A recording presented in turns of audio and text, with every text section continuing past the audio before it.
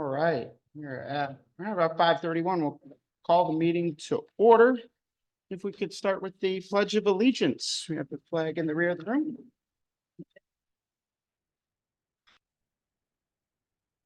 I pledge allegiance to the flag of the United States of America and to the republic for which it stands, one nation, under God, indivisible, with liberty and justice for all.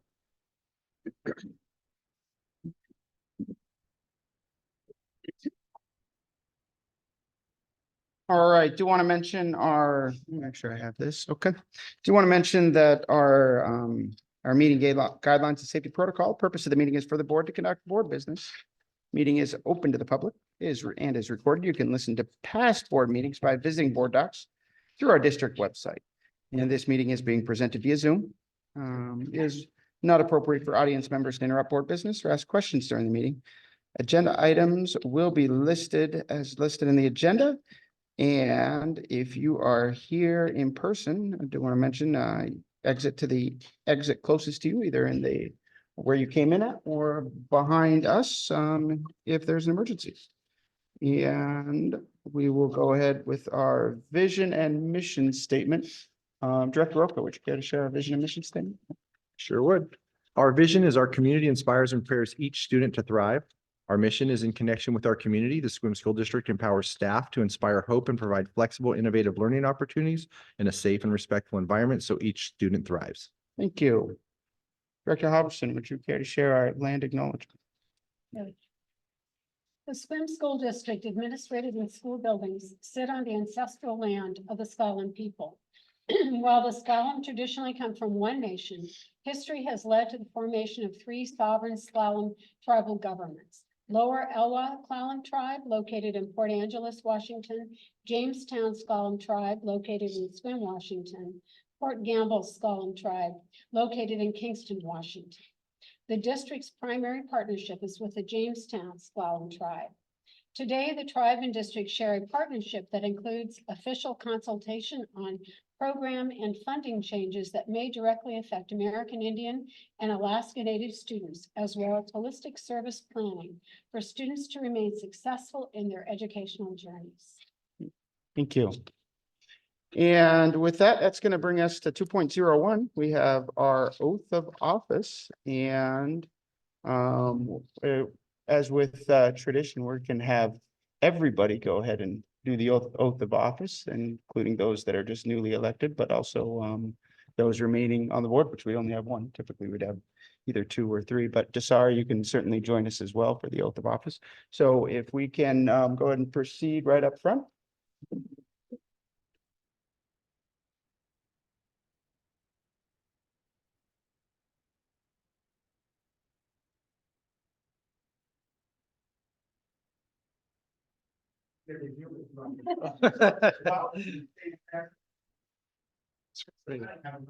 No, thank you so much. Yes, my name is Brent Basden, and I am one of the Superior Court judges in Clallam County. And it's my honor to be here with you this evening for sure. And just most briefly, I would want to express appreciation for your service. It's an amazing thing that citizens come forward and serve their communities. And one of the fun things that I get to do is every so often help them take the oath of office. And so I appreciate that opportunity tonight. As it turns out, yesterday afternoon, I was visiting with a good friend who was a teacher in the Sequim School District, and I was asking him about what he does and the responsibilities that he has. And he set forth this sort of overwhelming list of responsibilities and not in a bragging story, but how hard he's working and the number of hours it takes. And I was just left with a sense of what an amazing resource that are in the teachers in this district, and you have the opportunity to help direct and guide them for the benefit of the youth here. And so that's a solemn responsibility, but I know you'll do great, and it's my privilege to get to administer the oath of office to you. So We will do that. So what way we'll do this is in a moment, I'll have you each raise your right hand. And then I'll just have you repeat after me. And I'll try and speak in really short phrases, so don't confuse myself or you. Does that work? So if you want to each raise your right hand. I state your full name. Swear or affirm that I am a citizen of the United States and the state of Washington. That I am a citizen of the United States and the state of Washington. I am legally qualified to assume I am legally qualified to assume the role of Sequim School District School Board member. the role of Swin School District School Board member. I will support the Constitution and laws I will support the Constitution and laws of the United States and the state of Washington. of the United States and the state of Washington. I will faithfully and impartially I will faithfully and impartially discharge the duties of this office discharge the duties of this office to the best of my ability. to the best of my ability.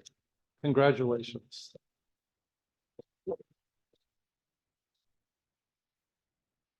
Well, I would appreciate the opportunity again to at least shake your. Yeah. Thank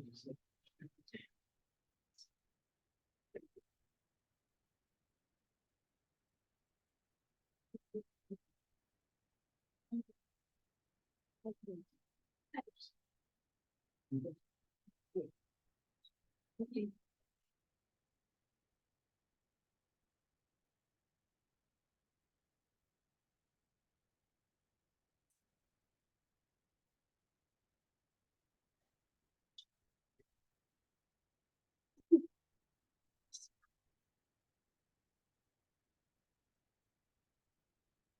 All right, and that's going to bring us to our next special presentation. And I believe that is the Shiso Sister City presentation. Welcome, Jim. Hi, good evening. I'm Jim Stoffer, and I'm presently the interim president of the Sequim Sister Ciso City Association. Don't know how that happened, but I'm here now. So we're actually coming up. This is our 30th anniversary relationship with the city of Sequim has with CISO, and I'll. Tracy, could you jump to that map real quick? Just sorry. Important to see a little bit of the relationship there.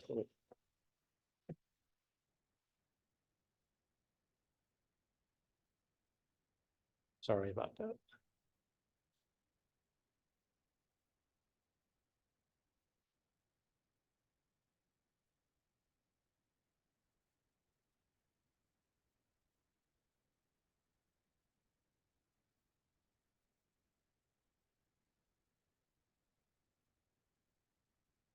So the blue circle on the right, that's where Tokyo is at, and the one on the left is where CISO is generally located, and it's a collection of other hamlets and villages. It's about the size of, say, if from Chimicum out to Port Angeles. It's kind of similar to where our superintendent had come from before. There's a collective of villages and hamlets, let me say, and the superintendent in CISO is actually the assistant or the deputy mayor of the city there. So our superintendent here could be, I don't know if you want that role yet, but so and how the students and ambassador, they get from Tokyo by a bullet train, and then there's, as we'll see in the other slides here. So what are our student ambassadors? And I don't see, Aaron is not here. So Principal Fox was one of our original student ambassadors. So she probably has a lot more stories than I do about that trip and the background on this. But we plan to, in October, take 10 ninth grade student ambassadors and their chaperones from here to there. And then we also, before we go over, we have a group of CISO students that they're still in middle school, eighth graders. Type frame over here, and both sides they spend about 10 days. How do we, one of the ways that we select those students, the note in there says this is not a school sponsored event, but we do follow the same, call it the ASB protocols for vetting volunteers, vetting those students, making sure the grade point average, and which is why we're wanting to continue this relationship, so that, because we have to start some of that work with the outreach to those students. And I think we have one chaperone, is that correct? Already selected. So in the bullet there, you see the areas that they visit. Flying to Tokyo, there's a couple of days there, and then on to Kyoto, Nara, and that's a tough name. These are all national or international heritage sites also. Next slide, please. You might recognize some folks in there. There's Eric Lewis, former CEO of ONC, a couple of former SQUIM council members, and that's outside of their the Sister City council building and school board building district offices. There's some stats of over the years. Now, of course, during COVID, we did not go. And the last year was 2019. And we're trying to start that up again. Part of the conversation is with on the Sister City side, as and can they come over here? And so having our letters and support, then that will help and promote the idea. Next slide, please. So on this trip, there's history and cultural exchange on both sides. When the Japanese students are here, they do spend some days in the classroom, and then there's events out in the community that we take them on. Next slide, please. And then here locally are those our local ambassadors. They spend some time. This actually goes back to 2016, but helping with the Sister City Garden over in the park. And I don't know if we can recognize any of the students in there. Another slide we'll see, but like Peyton is up there in the middle, who was a former student rep a few years ago. Next slide, please. And halfway. Experience some families, food and culture on both sides on that travel. Next slide, please. And this is their visit here. You see the railroad bridge in the background. Next slide. And this is the 2015 trip. You might recognize some of the former students there. And one more slide. And this is the last one here. And this is the going away party that was held at the Guy Cole Center. And some of the former students on the front row there. Next, please.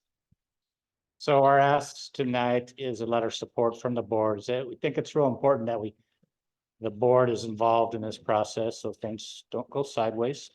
And we're not off doing things without your knowledge of. This is very important for the development of the students on this trip. And again, we follow the same procedures of a school sponsored event when they go on field trips and so forth. And so there's a lot involved in there. I think you got the frequently asked questions in your package. Also, I discovered today that our website, or a section on the school district website, needs to be updated. And one of us, myself or Annette, will start working on that, but it's a few years out of date. And that's it, unless you have questions for me. Question? Oh, and I have two members from our organization here right behind me, Eric and Annette. Eric's one of our newest members. Annette, she's a former district employee too. She told me she did that page on our district website back when she had, I think, Tracy's desk. So that's what we're like, we need to update that. I'd like to just say a few personal words. I worked in the school district for 34 years and one of, in the capacity of the communications specialist and volunteer coordinator, and was asked to become involved back in 1993. And in the very first exchange with Shiso, when they came here, our school district was heavily involved in arranging for the tours and the arrangements, and the program has just sort of evolved over the years. And I've been to Japan twice myself as a chaperone, and we've had many school teachers, few counselors, few superintendents, and other staff go as chaperones. Just wanted you to know, everyone, the students raise the money themselves in going, and even the chaperones pay for their own way. And so it's truly a life-changing experience and opportunity for our students and staff when they go. You know, we're thrilled to be promoting this, and it's 30th year to continue this relationship. And this is Eric Galasso.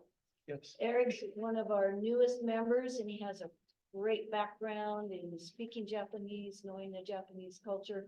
And we pull in resources from our community of people who have gone to Japan to help train and prepare our students before they go to Japan. And that's why we work with the 9th grade program, because their students are all incoming 9th graders and our students are all fall 9th graders. So that's why we're approaching you now for your support.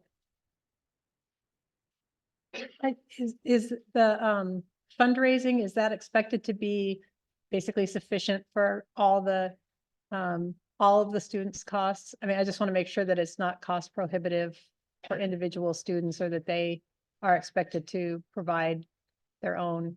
No, Funding. it covers, part of it is the air transportation, and then the land transportation there, and then all the mill. And chaperones keep a wallet, we'll call, for lack of another terminology. And so when it comes to eating, then we're like, okay, here's your voucher for this evening. So Mhm. I found that on the third day, they were ready to go to McDonald's. Mhm. And so I kept encouraging them to eat local. And but no, we have never turned down any students, and I found ways to Yeah. get the fundraising for them. So We have worked with all students who have applied. We speak to them one-on-one to find out if there is a financial need, because we've had some sponsors step forward from the community if they know a student might need some extra help. So, and this is a great maturation process too, because it may be the first time that these students have had to raise money for a cause on their own, to send them there.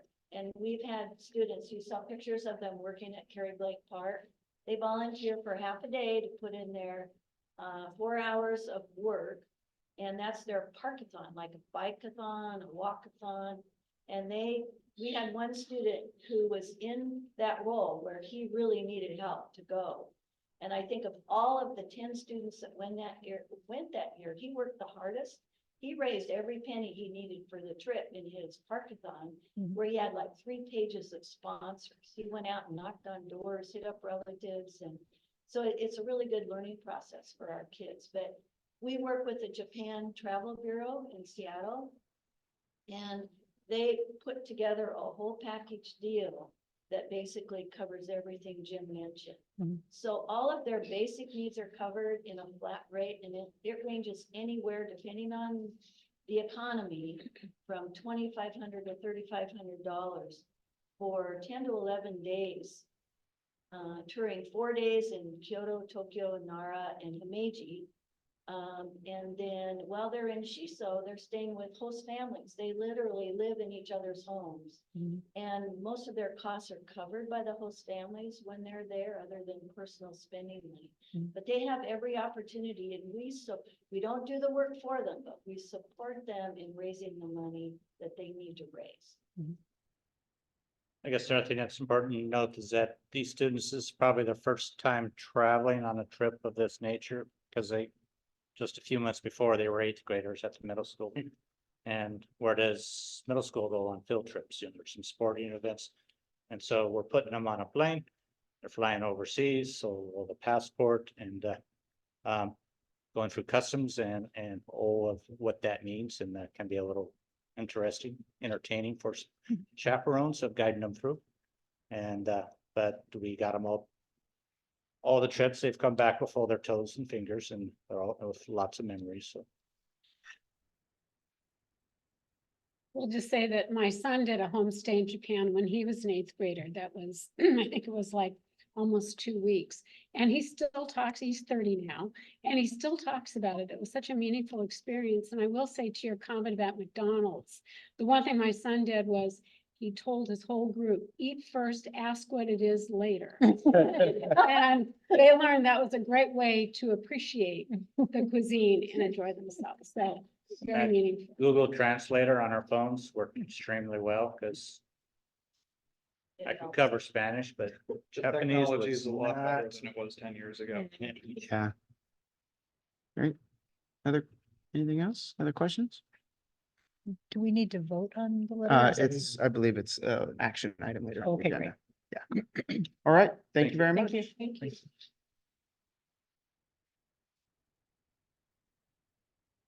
All right, that's gonna bring us to, we have the approval of our minutes as well as our agenda and consent agenda. Is there any objection to the approval of our minutes, agenda and consent agenda? All right, hearing none, we'll consider those approved. That's gonna bring us to our annual election of officers. And we will start with president. Is there any nominations for president? I would like to nominate Eric Pickens to Right. continue as our president. It's I not guess it keeps going out. Here. I'll use yours. Thank you. I will say this again. I want to nominate Eric Pickens for president of the school board. I will say as part of that, that I just have really appreciated his leadership over the 2 years I've been on the board. Is there a second? I'll second. Okay. Is there any additional nominations for president?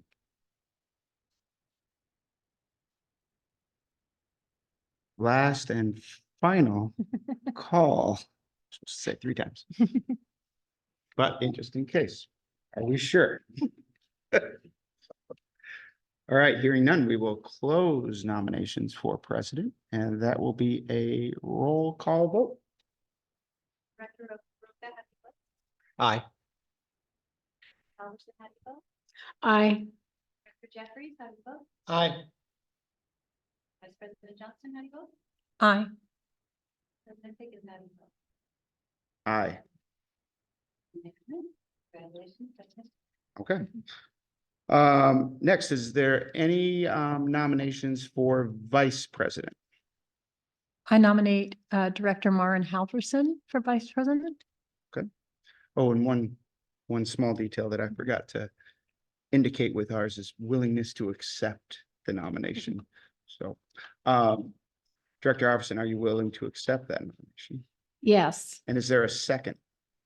I'll second. Okay. Is there any other nominations for vice president? Last and final call for nominations for vice president. Okay, hearing none, we will go ahead and close nominations for vice president, and that will also be a roll call vote. President Pickens, how do you vote? Aye. Vice President Johnson, how do you vote? Aye. Director Jeffries, Aye. Director Halverson, Aye. and Director Rota. Aye. Okay. Congratulations. All right, and the other 2 positions that we typically vote on are for 2-year terms, and so we just voted on the WIIA rep and the WASDA rep last year, so there is still 1 year remaining on those terms, assuming that Director Roca and Director Jeffries would like to continue in his roles. All right.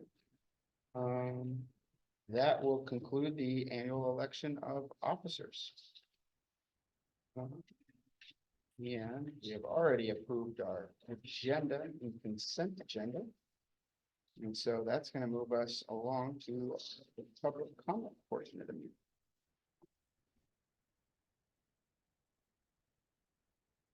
And if you are attending the meeting via Zoom, you can indicate your desire to make public comment by using the raise hand feature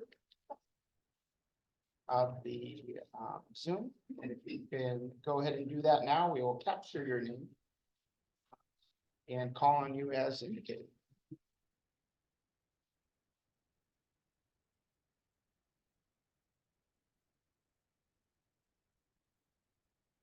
Okay, and then for public comments, we have. Oh, Jim, did you sign up for public comment? Okay, go ahead. Thank you, Jim Stoffer, citizen of Swim School District. This is different from the previous presentation. First, I want to congratulate all of you on your wins. The stats tell a pretty telling story of what I mean by stats, the data results out of the election. But there's work to be done because we have people that aren't voting, and there's a great site from the Secretary of State. And so we know in this last election in Clown County, from 18 to 24-year-olds, only 17% voted. 25 to 34, only 18%. 35 to 44, 26, 45, 54, 33. On up to our biggest percentage was those retirees. Now, some would argue that the retirees don't have kids already skin in the game, but I would argue and say, yes, they do, because they typically have had kids in the students or here in the classrooms, and they put a lot of great faith and trust in you. So that's, for me, what the election results tell me is that, and I've been studying these since 2010 on one of those geeky things I do. But it instilled that the trust in our superintendent, and that was the right hire. And then the trust in you all to continue that good work, because I think the voters want the stability of what you all bring. And but you have work to do. So don't just rest on your laurels. You got to pass a bond and levy. And we know from those previous bonds and levies going back that people did not vote. And one bond, we were shy 200 votes to get that. That had passed, we'd have a new high school. That plumbing system, septic system that Director Santos is going to be talking about soon would have been solved back then, so forth. So how do we reach those folks? And it's up to you guys, and it's up to those behind me also to work together. Seen some very positive things over the last couple of weeks. The PTA, which is the joint elementary PTA, just great work, because I know in the past there was a disconnect between the buildings, and that's closing, and folks are truly working together. Where there'll still be problems, yes, public education has complex, trying to understand the budget, and budget is not easy. Public education budget is not easy to understand unless you're there and they're in it every day. And so thank you for your work. I'll see you out there advocating, because in my other role on ESD, I will be advocating for this area very strongly. So SPED funding, facilities funding, public records request. What's all that about? So I pledge that I will be there to help you with that. So thank you again. Realize I also neglected just to go over expectations, which I'm sure Mr. Stoffer is very familiar with, but I do want to just recap. We have a total of 30 minutes for public comment, and it is Each speaker has a maximum of 3 minutes, and you want to mention public comment periods, not time for dialogue between the board and the public. And the board will not respond to statements, questions, or challenges made during public comment. There will be no back and forth dialogue. And please know that the board's silence is neutral. It's neither a signal or of agreement or disagreement with the speaker's remarks. Although the board will not engage in dialogue, the board chair may ask the speaker a clarifying question. It is also possible that school district staff will contact the speaker at a later time, follow up on an issue that was raised during public comment. And finally, please remember your words have impact, and you, not the school district, is responsible for your words. We caution all speakers that it is possible that your statements could violate the rights of others under various laws, including laws protecting privacy and laws prohibiting defamation. If you are unsure about the legal effect of your remarks, you should seek independent legal advice. In any case, we ask that you help us model for our students what a respectful and inclusive community looks and sounds like. And we want to remind folks it is not appropriate for complaints or charges about employees to be mentioned during public comment. These issues are to be addressed to the superintendent in writing. So next we have John Grant.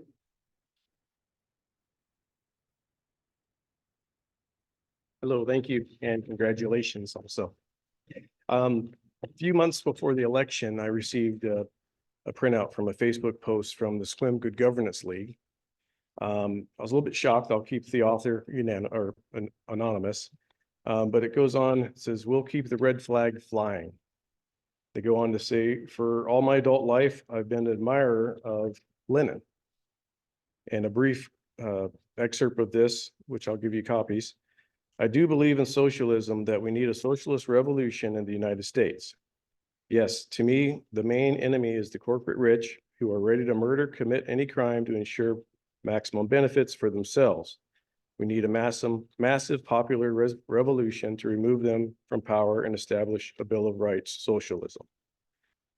And who will decide the socialist revolution is necessary to make it happen? The people. We must be with them in their struggles." So I thought that was interesting. I never heard of this group before. And so I thought I would just go back into a little bit of history as far as, I think some of you are around my age, and I remember communism, socialism, Marxism, they were all looked down upon because they controlled people and they weren't freedoms. That's what I remember in history. I don't know if it's similar or not in our history books right now, but a couple of things I printed out. Plymouth and Jamestown rejected socialism. Experiments in socialism, both having to do with these two colonies of the 13. And again, a brief excerpt. Few will mention the starving times of the year 1620, when half died of starvation. Harvests were not bountiful in the year or the next two. Plymouth was besieged by laziness and thievery. William Bradford, the governor of the colony, and his history in the history of Plymouth plantation, reported that much was stolen by day and night. To alleviate this prevailing condition of hunger, the mythical feast of the first Thanksgiving did fill their bellies briefly, and reported that. Why did this happen? Because they had fallen victims of socialist philosophy and shared wealth. This incentivized the production base of society. And suddenly, as though night changed today, crop of 1923 was bountiful. Therefore, as well, had nothing to do with the weather. One variation alone made a difference that ended the 3-year famine. Abundance, if they abandoned the notion of government or corporate owning the means of production or distribution in favor for the individual having the same compensation for those who did not. After the change, everyone had the benefits of their own labor. Those who chose not to work basically chose to be poor. The government did not have anything. So I'd like to leave you with these as well.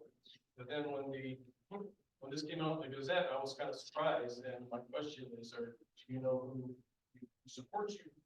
I reached out to the. We're at the 3-minute mark. So if you just I didn't get last comments words. back that this person was in good standing or not, because I did try to check to see if they was. Okay. So. All right. Can I go ahead and hand these out today? Yeah, if you wanna send them right down there, and I'll have Tracy go ahead and distribute them if that works? Sure. Okay. All right, next we have, Georgia.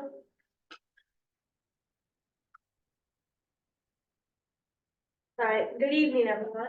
So I know it's only December, but graduation preparation is already underway. So recently we had a homeroom assembly where they handed out cap and gown orders and invited us all to start ordering our cap and gowns.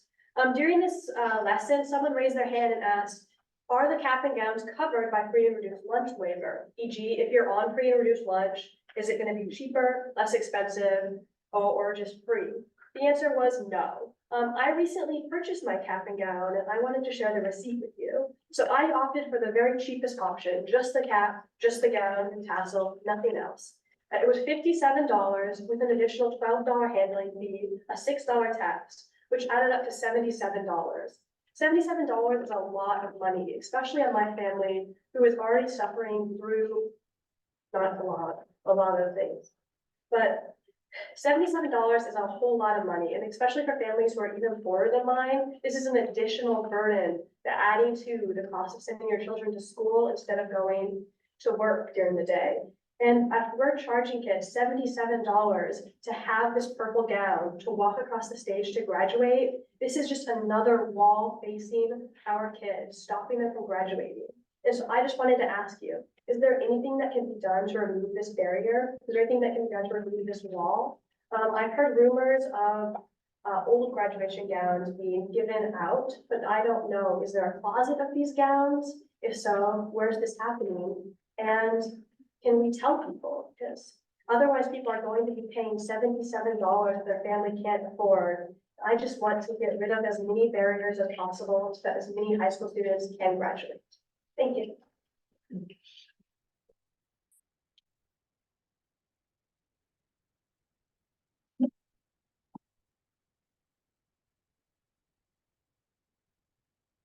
See if we can do some follow-up on that one. All right, let's see. Do we have, did anyone sign up the virtual for public comments? Okay. All right, with that, we will close the public comment portion of the meeting. Yeah, that's gonna move us to our student board representative report. I just need to ask that our mics are not working, but online they can hear through the owl, so we just all need to speak up tonight. Okay. Hello, everyone. I hope everyone's doing well. To start off, the La Club at the high school will be hosting its first cultural night of the year. The La Club is focused on working to improve Latino student leadership as well as to learn about culture and equity. We would like to extend an invitation to you all to set a cultural night, which will take place in the SHS cafeteria on Wednesday, December 13th from 6 to 7:30. There will be food, games, music, and more. We hope to see you all there.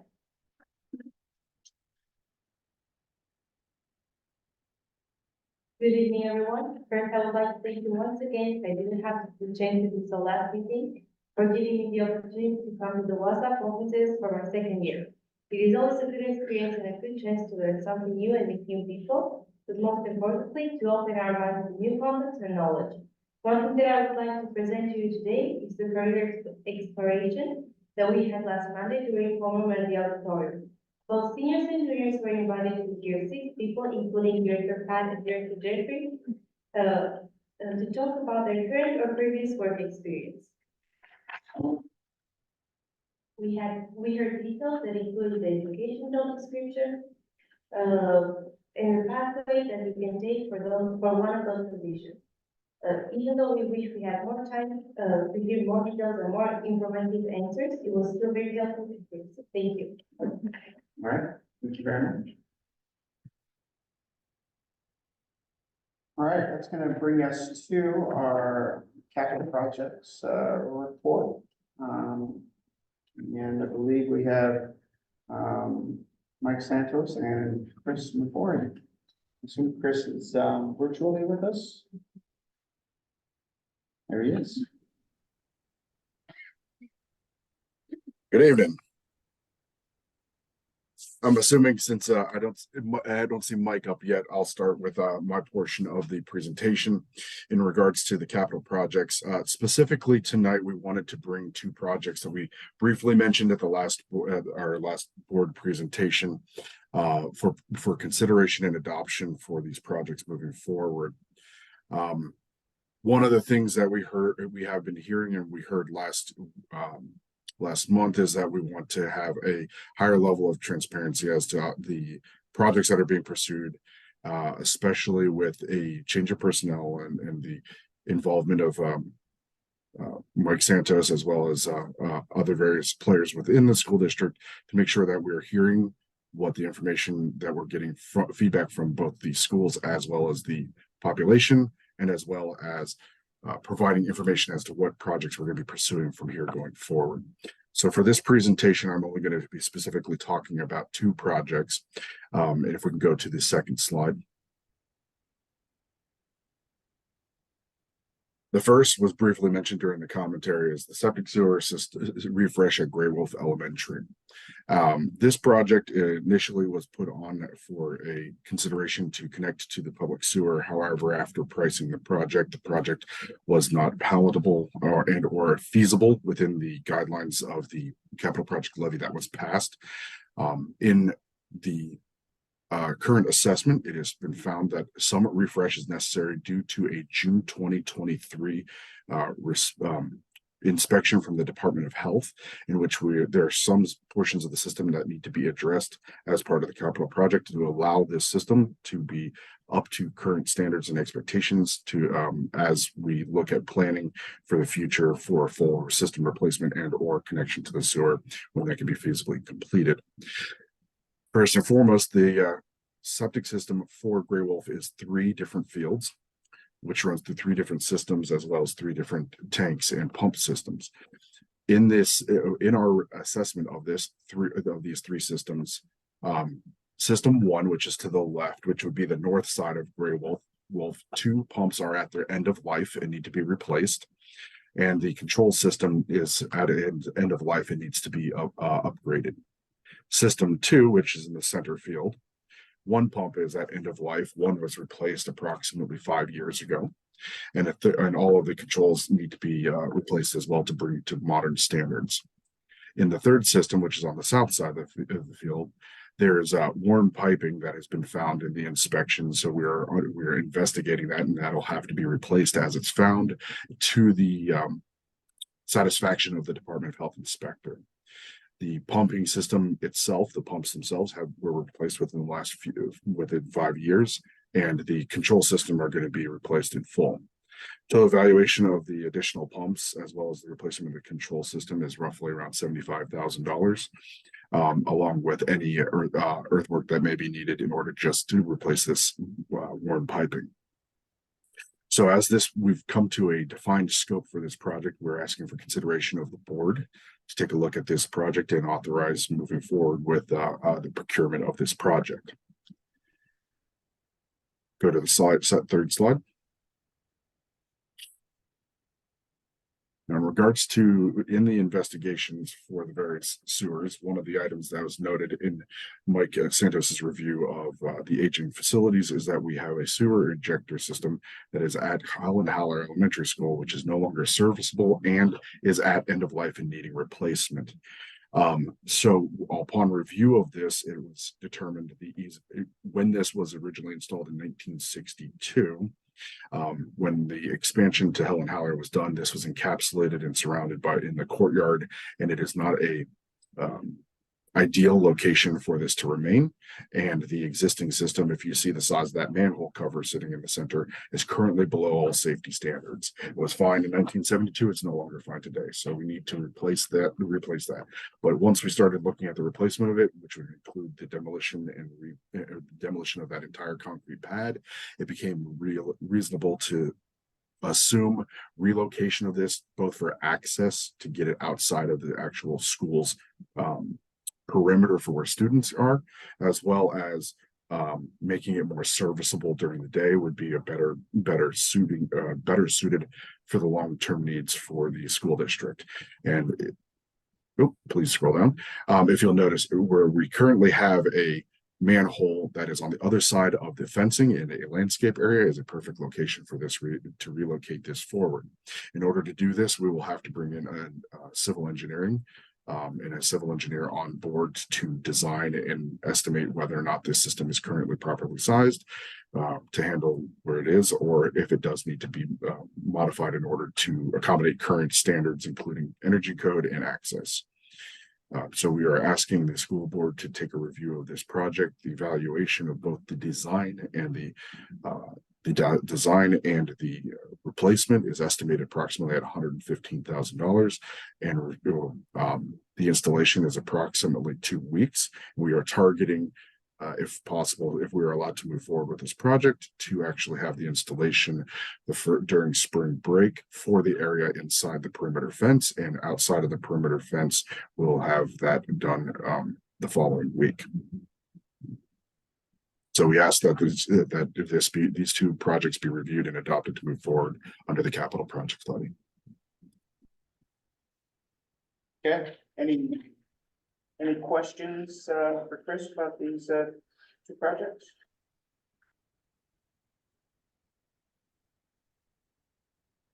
You already answered one of my questions, Chris, which is about when it would take place, or if there was going to be any protection around the area when it was being done. But if it's handled during spring break, then that alleviates that concern. So that was the only one that was on my mind. So I appreciate you addressing that. We still have to Well, put barriers up. Yeah.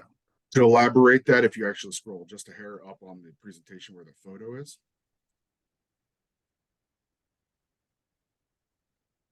So as you can see at the top of the photo, that's the area on the south side of Helen Haller that is outside of the perimeter fencing. The goal would be to do all of the work during the spring break to get outside of that area, and then which we can actually block that off, and there will be absolutely no interaction within the construction with any construction activities with the current school's security perimeter.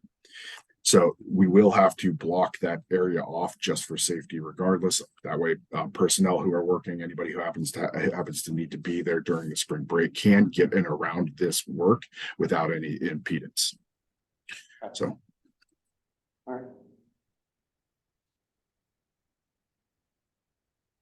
Okay. That's all the questions on that one. Anything else?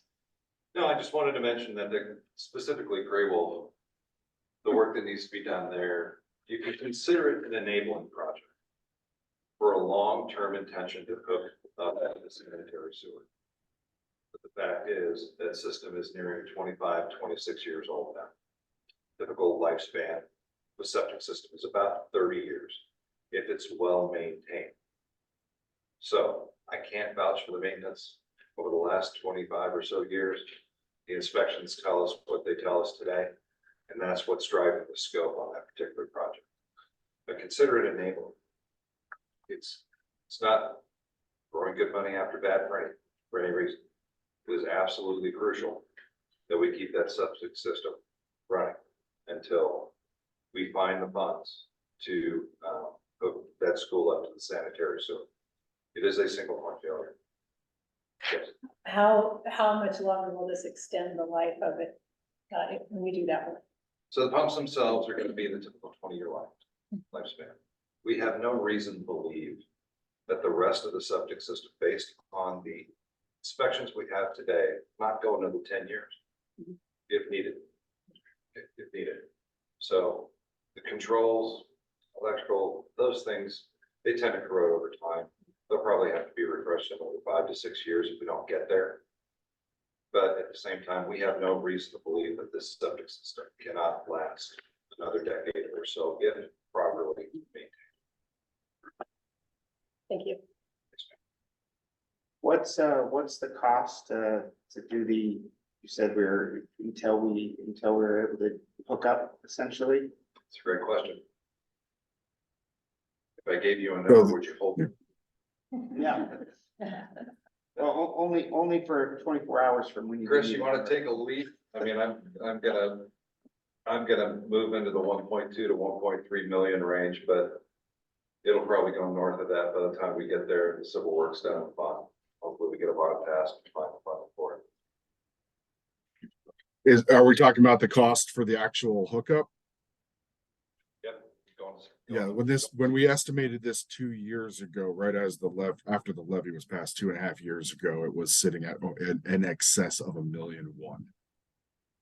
So with escalation and cost changes that have been happening to the construction industry, 1.2 to 1.3 is reasonable. Okay.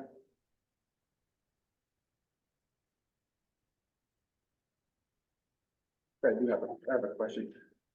Isn't there a cost associated if we hook up to the city sewer? Of course, there's As recurring costs. opposed to the septic? Yes. Yeah, I think There's the an answer additional fee. plainly is yes, but to clarify, are you asking if there are recurring costs after we hook up to sanitary? Correct. Yes, those are the typical sanitary sewer bills that every household in the county gets, but in Gray Wolf's case, it'll be, what was it, Chris? 38 residential equivalent units? Yes, just the connection fee alone that the Clallam County PUD wants to assess is $300,000. So that is not recurring costs. That is not cost for utilization. That is just connection. And that was part of the escalation of this valued cost from when this was originally conceived as a project, is it was presumed that this would be let go, and it has not been. Every reassessment of that has come about the same in the last 2 years. Is that 300,000 included in the 1.3 million? Yes. Okay. Yes. 1.2. Okay. Mr. Roper, does that answer your question, sir? Yes, it does. Thank you. Anything else?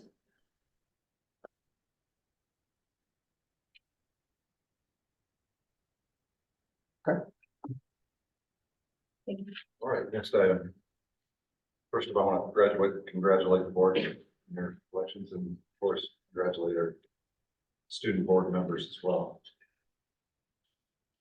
Next item on the agenda is the referendum to adopt a standard building management system. I've used the term enabling a couple of times this evening. Determining standards, specifically either construction standards, technology standards, or facility standards, or facility management standards. All of those concepts are pretty much rooted in the same methodology. The methodology is you adopt a standard, all the support work that goes after it, whether it be critical spares, consumables, training, O&M, whatever it is, it gets standardized and therefore cheaper because you don't have variance in your practice. Here, we bring forward to you a resolution to adopt a specific building management standard. Very, very brief background. Our building management systems today across the district are unmaintainable, antiquated. Currently, we have a contractor keeping them on life support. Critical term here is that they are closed proprietary systems, which means we cannot program them. We can see them. We can maybe change a set point or two, but we cannot program anything in the background. Not to belay the subject, but some of the main computers were replaced, but the infrastructure in between, the controllers that talk to the HVAC units or talk to the water heaters, can no longer be purchased. As soon as 3 or 4 years ago, we were buying them off of eBay. They're untested, of course. So we don't know if the couple that we have left at the maintenance shop even work or not.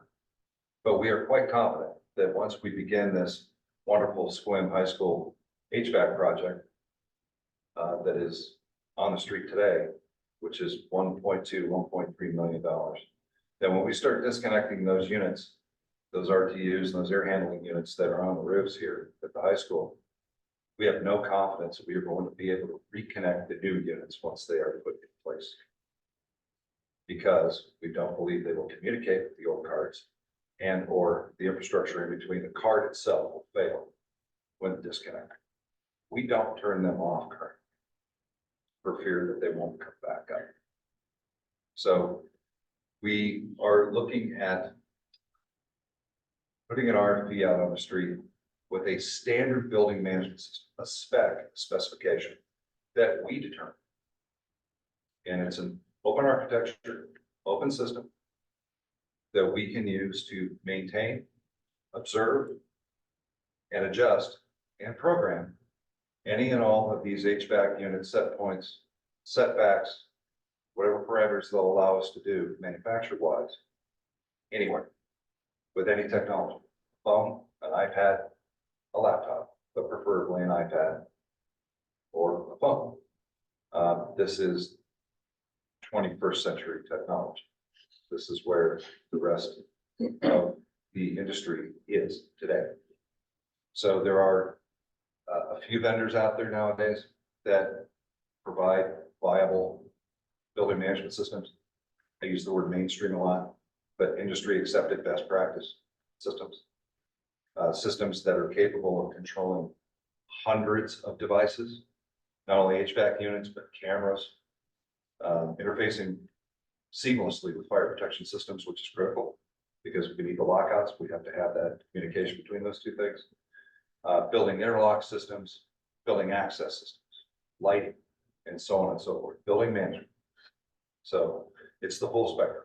And we have selected, as we have noted here in the resolution, a specific manufacturer and a specific series of their building management systems that we bring before you to consider and approve.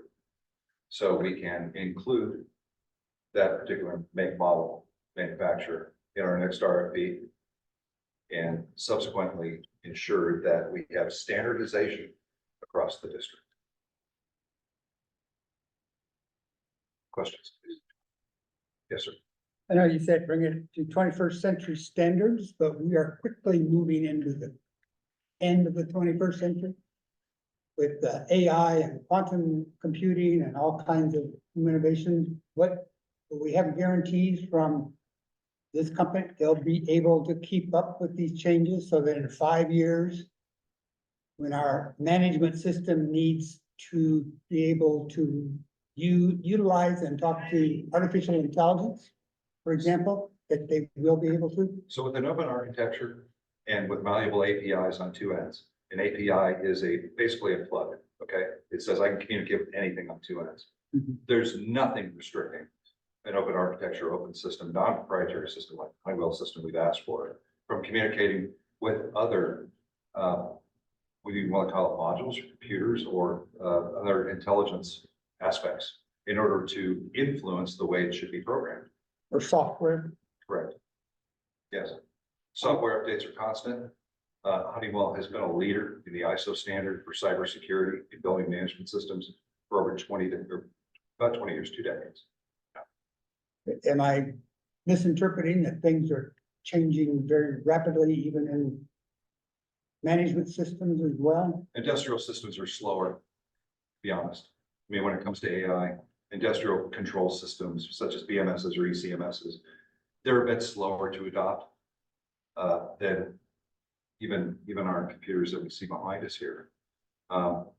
Remember, AI is somewhat new. It's a year old, roughly.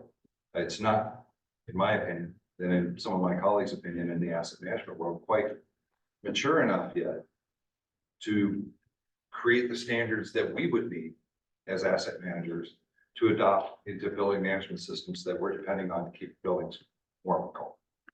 But In my mind, they're kind of new, like a fawn, which gets up and starts walking within minutes.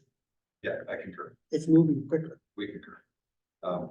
We'll keep our finger on the pulse of the industry and ensure that the updates that we perform to this system incrementally over time continue to keep up with all of the additional features and all of the additional information, whether that information is AI or that information is cyber or best practices. What are the others? So I'm assuming this company is gonna help us do that. Yes, sir. Can I Also, I assume that there's, by having a more state-of-the-art, system, that there's gonna be probably some savings associated with just operating costs, because it's gonna be, it's gonna know when it needs to operate, or that can be programmed in appropriately. It's some automation or whatever's needed. So the most critical component to a building management system is reliability.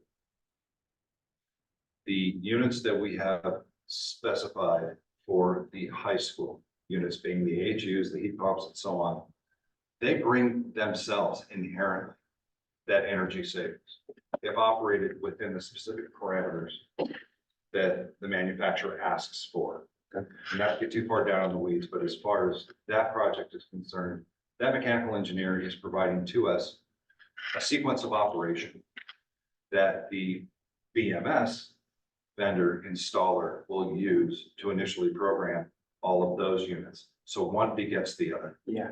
So again, we're talking about enabling in many ways. But most importantly, what's so critical about this particular resolution and the standard is that we can get an RFP on the street before those units, the units here at the high school begin to arrive, which is critical. Because if we can put the BMS vendor and constructor on their project first, they can literally follow the HVAC units as they are swung onto the roofs, attached, commissioned. So that's part of the commissioning aspect of it, is we get the BMS and the HVAC units commissioned at the same time. And I think more, I just had a quick question. I was just looking through the resolution. So was there a particular reason to go with Honeywell? I noticed that you, say that it's the only BMS satisfying the above criteria that is available in Clallam County. So there was really literally nothing else. That's a great question. Parker, our district's attorney, asked me the same question.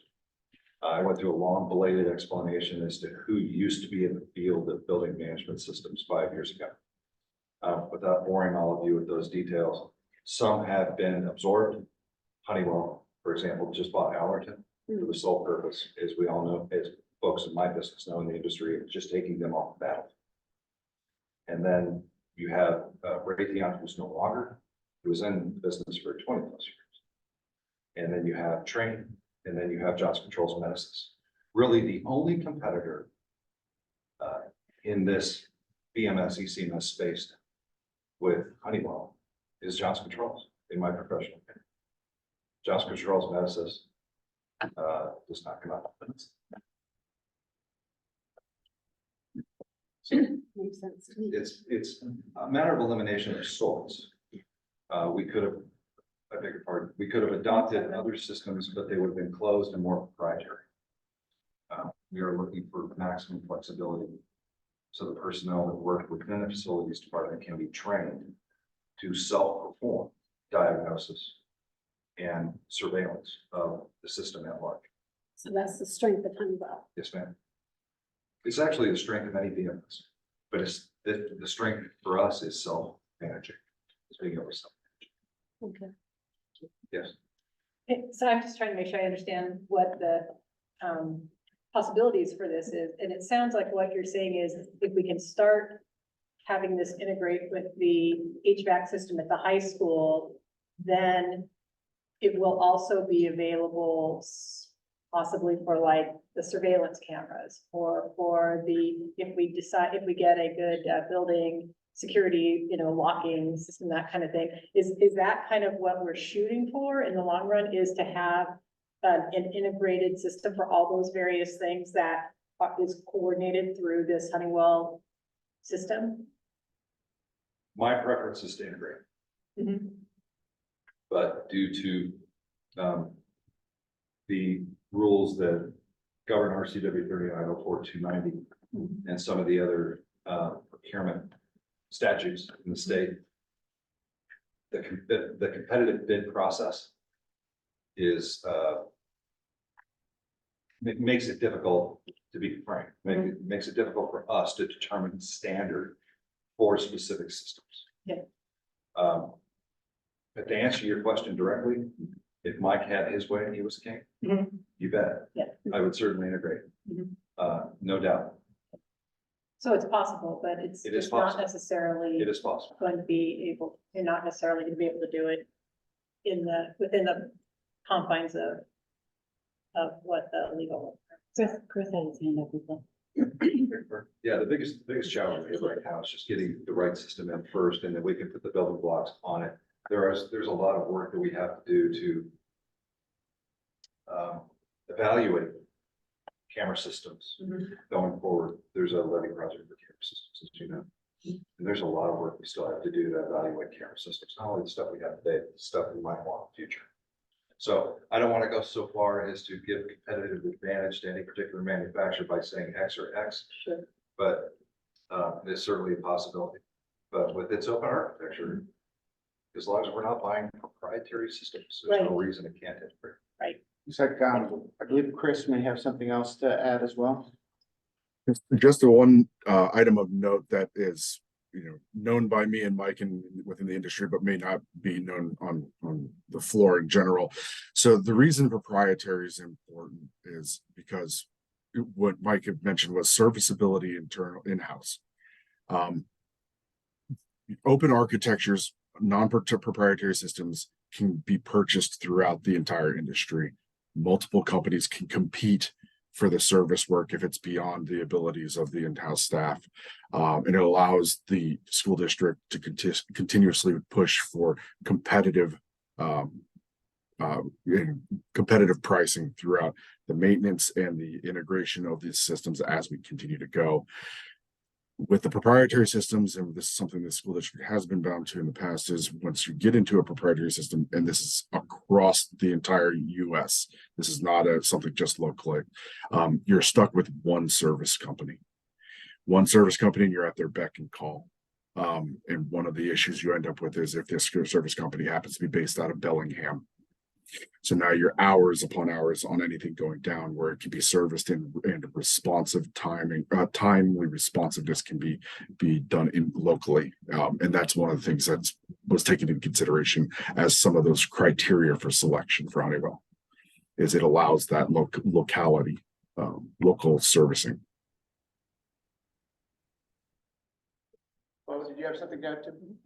As someone who did research on the security systems and access controls this summer before Mike Sentos came on board, I was working with Chris as well. I will say that of several different systems vendors that I spoke with, one of them, Genetech, they have access controls and security systems. They use the same exact open architecture. Their rep recommended we get Honeywell cameras. I spoke with another company, Solane, they're based in Canada. They recommended we get Honeywell cameras. They also recommended others. So that's the beauty of this open architecture system, is even if we don't use Honeywell cameras, they can still work in this system. Yeah. And if we use a Genetech for security cameras and access controls, but Honeywell for building management systems, they can still work together, et cetera, et cetera. We can host the software on site. We can host the software in the cloud. It can be in both places for redundancy. We have lots of options. With proprietary systems, we have none of those options. We have one manufacturer for the system, one manufacturer for the cameras. If we stop paying our licensing fees, everything goes offline. With the open architecture systems, if we stop paying our license fees, they continue to work. They just won't get updates, but they'll continue to work. We don't lose safety and security just because for some reason we have to cut costs in here for a budget. So, that's it. Thanks, Bob. Yeah. There's probably no reason, to the best of our ability, to integrate the integration. That's not common double, to make sure that we have this open architecture so we don't get ourselves in our past situation where we have systems that don't talk to each other. We can't adjust, update. So I think whatever we can do to make sure we integrate, I guess it looks like it maybe it's going well, that's the plan going forward. We don't get into this proprietary,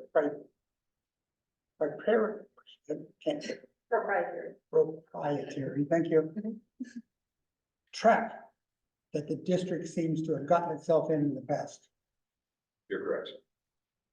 Yeah, standardize first, integrate next. Okay. All right, anything else? Appreciate the information. Exciting stuff. Well, thank you. I wasn't waiting for an applause. I thought you guys. I thought you were gonna vote. Yeah, no, we're gonna get to that item and vote, a little bit later in the agenda. Very good. Thank you so much. Okay, Thank you. Thank you. thank you, Chris. All right, that's gonna bring us to the superintendent report.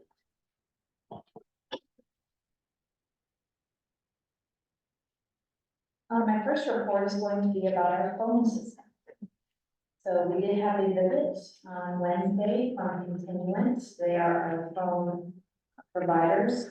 They did bring 3 different representatives to the district.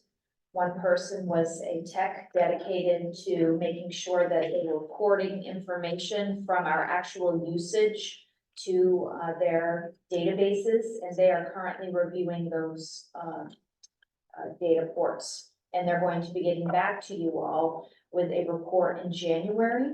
So they will come to the school board and make a report. In the interim, I expect that Bo and myself will also receive a report for some action items that might be able to occur more quickly as a turnaround. So we will be back to you about that. The representatives did speak to some school personnel and get information about things that were happening along the phone network right in that moment, and also of past history. I'd like to let you know that I also had a meeting with Jessica Elliott and Jennifer Puff regarding the Olympic View Fund, considering that the Olympic View Foundation decide if they would be willing to be fiscal agent toward our stadium and track committee and any donations or fundraising that would be moving forward. I will be coming back to you. I anticipate a January meeting of that track committee and for us to make some decisions as a committee about the direction we'd like to move forward in. So I wanted you to know that we are starting to approach outside entities. Director Sanis is also looking to engineering firms that might be able to pull together design. And we will talk with the committee about their interest in us pursuing this and what type of funding it would take. We do have capital levy project funds. They are inadequate funds to actually complete the track. They might be adequate funds to consider some engineering or to also consider as an earmark so that we can have benchmark for future fundraising also. So we'll be looking into both of those avenues. Of course, coming up on Monday, December 11th, 1 week from tonight, we are hosting a forum regarding partnership to help manage and discuss behavior support in schools. And so we've been working diligently to put together a program that will include some presentation, some opportunity for question, answer, and remarks from the community, and also a panel discussion. We've got folks who will be coming and letting us know what they're finding in schools today and how we do operate in schools with behavior support. And I think there's a lot to know about what happens in classrooms and what happens in offices and in communications around this important agenda item. I also think it's going to be important to hear from the community and the questions that people do have about how we are working with our students and what we recommend both proactively and how we deal with issues we need to manage in the schools. So we'll look forward to that. And that will occur right here in this room from 6 to 7:30 next Monday. I'd also like to let you know that we will be having a ribbon cutting on December 12th, which is Tuesday. And we anticipate that to start probably at 6:30 p.m. in the high school gym. We'd like to thank all of our community taxpayers and all of our folks in the schools, including the student athletes, for the support toward replacing the gym floor. And so we do have an event planned where we'll be welcoming athletes to cut the ribbon at a basketball game. So we look forward to it and hope you can make it. Also coming up on December 14th, we do have a board study session planned. And I'd like to announce tonight that the board study session topic that we're going to be bringing to you is about an introduction to the possibility of a two-tier bus system. And we'd like to present to the board so that you have enough background information to make a decision if you'd like to forward more exploration of that topic and have that be something where we are getting community input about that interest. We'd like to educate you first so that you can make a good decision about if you would like us to move forward with that exploration to a higher level. And in that, I will say that we have received, last year received 2 emails from a student who was interested in the board exploring a later start for secondary students, because research shows that the later start for secondary students is good for attendance, it's good for achievement and for wellness. So considering the fact that I'll be bringing to you about exploring a 2-tier bus system, if it is the will of the board, I also will be asking some folks to speak to you about the possibility of a later start.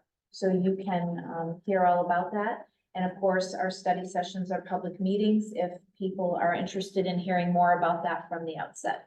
So I'm coming on the 14th, and that will start at 5 o'clock. And typically we go until 6:30 for a study session. We may need some extended time that night. Will that be here as well? Yes, we are planning for it here in the library. I'd like to let you know that we have advertised for transition to kindergarten interest. And we do have very limited communication from folks about interest. I believe we are anywhere between 5 emails, maybe a few more than that. So we have decided that we are going to be advertising this again. We do required child find activity where we reach out to local physicians' offices, other social service agencies. We're going to include this so that folks can identify if there are folks out there with 4-year-olds. And then we also will put it out as we have been in any district publication or on the web so that people are seeing it, and also through social media. But right now, I would say our interest has demonstrated that there are limited numbers of 4-year-olds who would be qualified or interested in moving forward. We'll keep looking. I'd like to also let folks know that we have talked again with the Department of Justice regarding the School Spirit Program. And that stands for Student Problem Identification and Resolution of Issues Together. And we have finally come to 2 dates, March 28th and 29th, half days for students. And we will be having a collection of 8th, 9th, and 10th graders. I'll be planning with principals of the middle school and the high school to move out in the way that this program suggests that you curate the groups that will be coming together. And we'll be giving you more information as we know it. So looking ahead there. And then we do have the early dismissal this Friday. We've been advertising this now for quite some time. We do have a special event in our community, and we are going to be supporting that through use of our bus fleet, and also making sure that our students from multiple groups that are invited to the Boys in the Boat are able to be there on time and have a really special event. So early dismissal this Friday at 11 o'clock on our main campus and 11:15 at Grable. Then finally, I'm going to let you know that Director Sanis and our Director Hall from Transportation, along with principals, met about standards for snow calls. So we've looked at what it would take for us to feel that we are campus ready. Of course, the calls for transportation are always ones where we just have to be attentive to the weather and how it comes in. But no, we will be up very early, making evaluations about any snowfall that might come and making the best decisions we can. We do recognize a couple of things. Last year, we feel as though we didn't run into significant snow for the most part. So we had a pretty light year. We know that history shows there are some years where we get considerable amounts of snow. Our equipment to deal with snow on campus is very limited. And so By main standards, very limited or just limited? limited with a capital L. So I need you to know that, to the point that our one snow plow that we have in the school district is two-wheel drive. And our snow blowers work, but they work best when you have significant amount of snow, not when you have 3 inches. So we really are using shoveling as a primary method. When you've got an open campus like this with so many outdoor entrances, it's a challenge. So I just would want the board to know and our community to know that if we do call a late start, it's because we're hustling and we're trying to get everything ready. But primarily, we're also thinking about the safety on the roads. We also have teenage drivers, many of whom in the winter are new drivers. And we're going to be, looking ahead and asking everyone to take it easy and wear the right footwear to school, because slips, trips, and falls are the #1 issue for school districts, and snow's no joke. And then I'd like to let you know that the district office will be closed from Christmas Day until January 5th. We're using this time to allow our district office staff, of course, to have their family time and vacations. And so we will have some folks working on certain days, but we'll have reception closed for that time. Also probably important regarding the snow calls, I think it's an important reminder for folks, sometimes if it's even a 2-hour delay, that if somebody lives in Swim city limits, for example, and looks outside, the weather in Swim city limits might be different. We serve more than just the Swim city limits, right? So sometimes those decisions are made based on surrounding areas as well. Yes, right? thank you for saying that.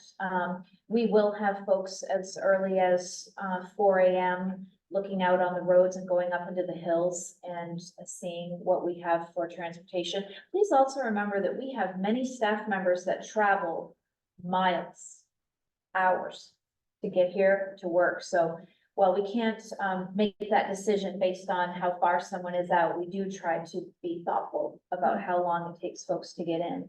And we'll be thinking of all that. Yeah, thanks. Yeah. Thank you. Any questions for?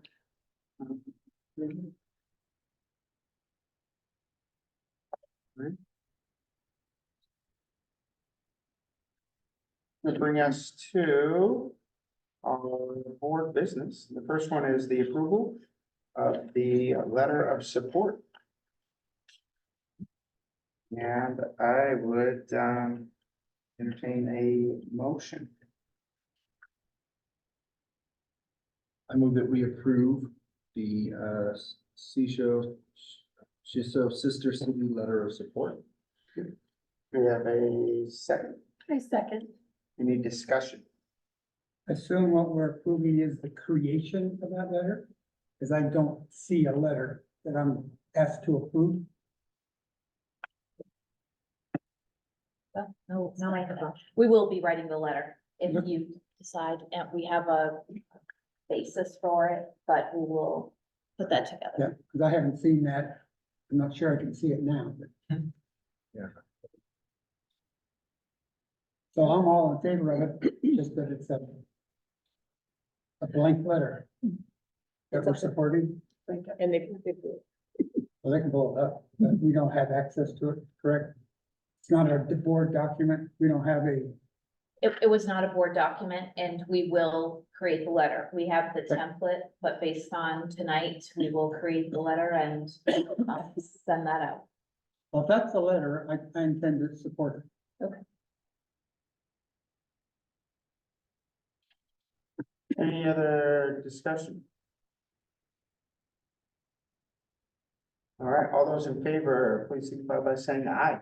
Aye. Aye. And that passes unanimously. Next is the approval of Helen Howard Elementary Sewer Ejector. No, I'm sorry. I skipped way down. So you're just newly elected, so. Yeah, I'm just getting the hang of this. I think this was the first time I've done this. We're gonna go to capital projects procurement, resolution number 5, 23-24. Do we have a motion? I move that we approve capital projects procurement resolution number 5/2023-2024. Do you have a second? I'll second. Any discussion? No, I can appreciate that I can read it. It's on my. I'm gonna, well, hold on, we'll vote on this. Yeah, in the backup. I just want to apologize. I did not get an advisory vote from our student on the letter of support, so. I assume that you were, supportive. Excellent, my apologies. And regarding the procurement, resolution, would you like to cast an advisory vote? All right, let the record show the advisory vote was to the affirmative. All those in favor, please signify by saying aye. Aye. Aye. Motion passes. Next is the approval of Gray Wolf Elementary septic sewer refresh. Do we have a motion? I move that we approve the Gray Wolf Elementary septic sewer refresh.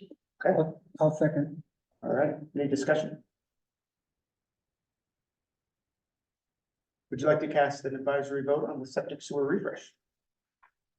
Yes? Yes. Okay, all right, all those in favor, please signify by saying aye. Aye. Aye. Aye. All right, motion passes. Now we'll get to the Helen Howard Elementary Sewer Ejector Modernization. We have a motion. I move that we approve the Helen Haller Elementary Sewer Ejector Modernization. We have a second. All right, Director Robo seconds. Any discussion?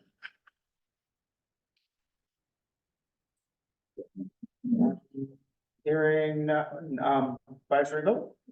Yes, okay. Thank you. All those in favor, please signify by saying aye. Aye. Aye. Motion passes. And that's gonna bring us to the end of our board business. And, I believe this is our only regular board meeting in December, but we do have that, study session, which is, Thursday, December 14th. So, Director Jeffries. Can you, when is that cultural day? You mentioned it in your report. We will be having a culture night, next week, Wednesday, 13th, from 6 to 7:30 p.m. 6 to 7:30, okay. Is that in Victoria? Where is Yes, that? ma'am. On the 13th, you said, right? Yes. Okay, excellent. All right. I believe that is everything. So we will go ahead and